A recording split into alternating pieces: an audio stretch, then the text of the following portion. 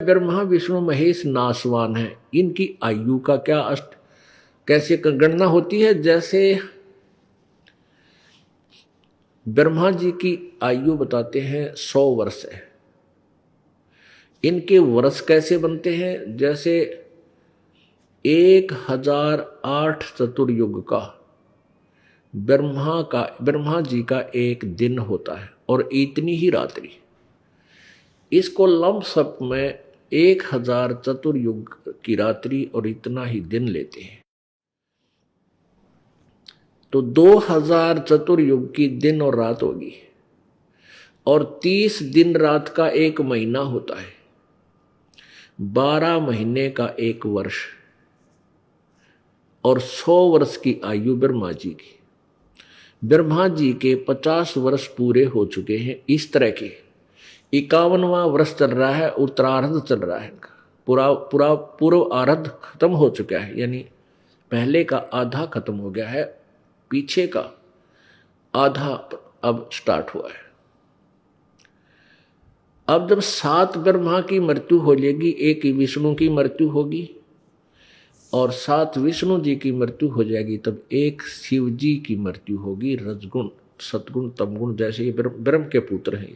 तो जब 70,000 त्रिलोकीय शिव मर लेंगे, इस तरह जब 70,000 बार यो शिव मर जाएगा, यो शंख महेश मर लेगा, उसके बाद ब्रह्मलोक में जो यो काल रहता है, ये वहां 3 रूप धारण करके रहता है। इसी प्रकार एक रूप में ये विष्णु रूप धारण कर लेता है और फिर ब्रह्मा रूप धारण करता है, फिर विष्णु रूप धारण करता है, फिर ये शिव रूप धारण भी किए हुए। तो इस प्रकार जो शिव रूप में ये वहां ब्रह्मलोक में है,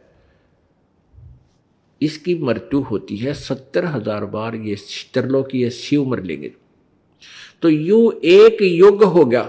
अब मोटा सा ध्यान रखना, ऐसे जो 70,000 बार जब त्रिलोकीय शिव मर लेगा, यू एक युग हो गया। किसका? परब्रह्म का, अक्षर पुरुष का। अब ध्यान से सुनना, ये काल तो बीच में अड़ंगा डावेगा क्यों, इसकी पोल खुल रहा है। आप अपना ध्यान से सुनो, ये बहुत ही इंपॉर्टेंट चैप्टर चल रहा है। अब ये एक युग हो गया, 70,000 बार जब ये शिव मर लेगा, एक काल मरेगा और इसको परमात्मा ने ऐसी आशीर्वाद दे रखा है, फिर यू एज इट इज युवा शरीर धारण करेगा दूसरे ब्रह्मांड में। एक ब्रह्मांड का नाश हो जाएगा, 21 ब्रह्मांड है इसके पास, और ये सभी प्राणी भी नष्ट हो जाएंगे, स्थूल शरीर नाश हो जाएंगे, इनका सूक्ष्म शरीर सहित ये दूसरे लोक में ले जाएगा। और इसी प्रकार दुर्गा की भी मृत्यु इसी स्थिति से होगी, काल के साथ मरेगी ऐसे ही, और इसका भी फिर युवा शरीर होगा। वहां दूसरे ब्रह्मांड में ये फिर इसी प्रकार अपनी प्रजनन क्रिया से इन 3 पुत्र रजगुण ब्रह्मा, सदगुण विष्णु, तमगुण शिव जी, अन्य श्रेष्ठ आत्माओं, अच्छी आत्माओं को ये वहां जन्म देंगे। और जो वर्तमान में ब्रह्मा विष्णु महेश चल रहे हैं, ये 84 लाख योनियों में साधारण जीव की तरह इनका जन्म प्रारंभ हो जाएगा। तो ये एक युग हो गया।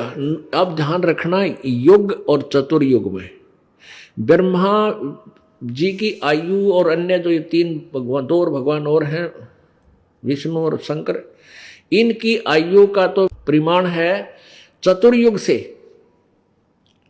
और अब केवल युग से होगा परब्रह्म का जो है। तो ये एक युग हो गया उस अक्षर पुरुष का, जो गीता जी अध्याय नंबर 15 के श्लोक नंबर 16 में क्षर पुरुष और अक्षर पुरुष।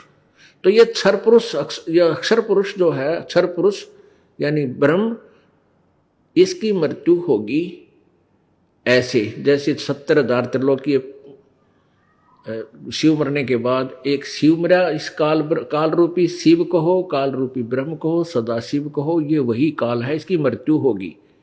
तो ये इसकी एक बार जो मृत्यु हुई, ऐसे तो एक युग हो गया उसका अक्षर पुरुष का, और ऐसे ये 1000 युग का अक्षर पुरुष का दिन और इतनी ही रात्रि, नोट चतुर्युग, इसमें चतुर्युग नहीं है। गीता जी अध्याय नंबर 8 के श्लोक नंबर 17 में इन अनुवादकर्ताओं ने अड़ंगा कर रखा है, इन्होंने चतुर्युग लिख दिया, जबकि मूल संस्कृत में युग है, चतुर्युग नहीं है उसमें। और इन्होंने बस ब्रह्मा जी की आयु का विश्लेषण वहां पर दे दिया, जबकि वहां पर अक्षर पुरुष यानी परब्रह्म के विषय में उसकी आयु का वर्णन दिया गया है। तो ऐसे 1,000 वर्ष का ब्रह्म, परब्रह्म का 1,000 वर्ष, ऐसे बने हुए 1,000 वर्ष यानी 1,000 युग, नोट चतुर्युग, ऐसे बने हुए 1,000 युग का ब्रह्म, उस परब्रह्म का दिन इतनी ही रात्रि अक्षर पुरुष की, और 30 दिन रात का 1 महीना, और 12 महीने का 1 वर्ष, और 100 वर्ष की इस अक्षर पुरुष की आयु अर्थात इसकी मृत्यु होगी। अब इसलिए इसको अक्षर पुरुष कह दिया, चिरस्थायी है ये।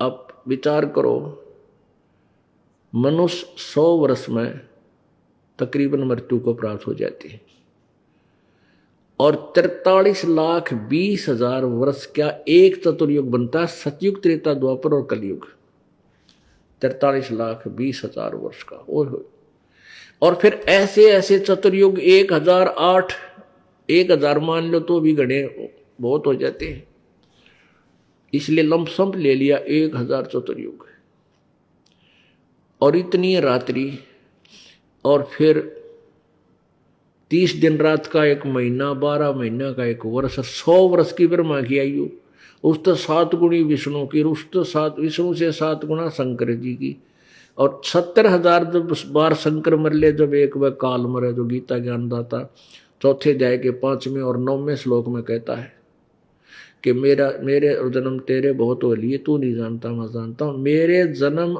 और कर्म दिव्य हैं, अलौकिक हैं, तुम्हारे तरह जन्म नहीं होता मेरा ऐसे जन्म होता है। मृत्यु तो होती है, इसको दुख भी होता है मृत्यु का, परेशानी भी होती है मृत्यु के समय, लेकिन शरीर इसका छूटता है, फिर दोबारा युवा जन्म इसको मिल जाता है।